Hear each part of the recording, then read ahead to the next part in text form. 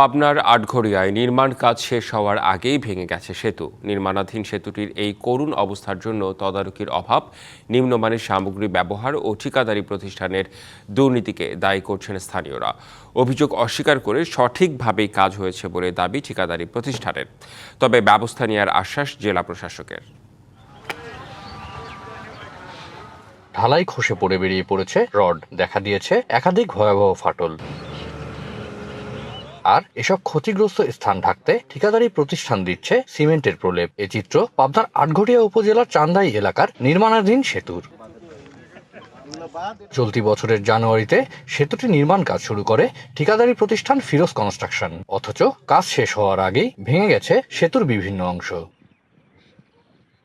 এতে ক্ষুব্ধ স্থানীয়রা দোষীদের বিরুদ্ধে ব্যবস্থা নেওয়ার পাশাপাশি সেতুটি পুনর্নির্মাণের দাবি তাদের। বিভিন্ন জায়গায় ফাটল হয়েছে, সে ফাটলগুলাও বন্ধের জন্য যাতে না দেখতে পারে এর জন্য মানে সিমেন্ট দিয়ে লেপে দেওয়ার ব্যবস্থা করেছে। অনেক 30টা করে আল্লাহ ব্রিজটা করায় নিয়ে মানে বোঝা গেল হবি, এমন নষ্ট করলে তার কোনো নাই। এই ব্রিজে সব কিছু আমাদের গ্রামে হাজার হাজার মন ধান এই ব্রিজ দিয়ে আসে। সুষ্ঠু বিচার এবং ব্রিজ নতুনভাবে করার জন্য জেলা প্রশাসক মহোদয়ের কাছে আমি দুটো হাত জোড় করলাম এই 6000 মানুষের পক্ষ থেকে। যদিও অভিযোগ অস্বীকার করেছে ঠিকাদারি প্রতিষ্ঠান, তাদের দাবি নিয়ম মেনেই চলছে নির্মাণ কাজ। এমনি ভালোই চলতেছিল, ওই যে যেটা ভাঙেছে আর কি।